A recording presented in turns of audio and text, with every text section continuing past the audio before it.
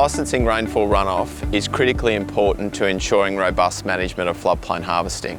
However, the process of implementing the New South Wales floodplain harvesting policy has made it evident that licensing rainfall runoff harvested from irrigation areas may in some circumstances result in perverse outcomes.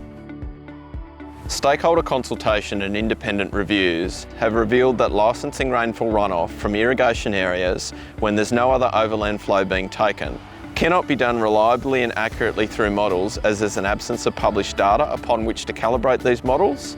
It would create significant management inequities across New South Wales, as it would not be possible to roll this approach out statewide. It would be very difficult for landholders to implement, particularly in relation to measurement, compromising the success of floodplain harvesting licensing. And it may also lead to negative environmental outcomes if agriculturally contaminated runoff could not be retained on farm.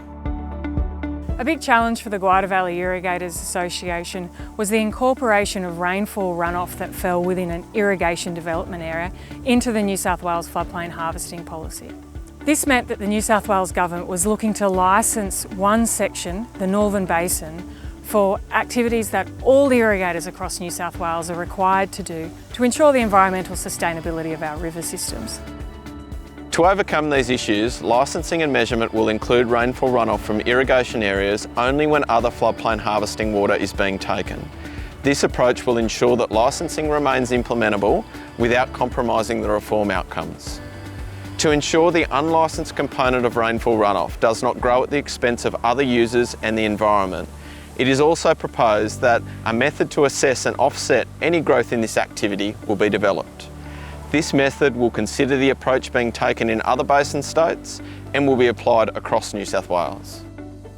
Implementing the New South Wales floodplain harvesting policy is crucial to improving the management of overland flow for the environment, for towns and all water dependent industries.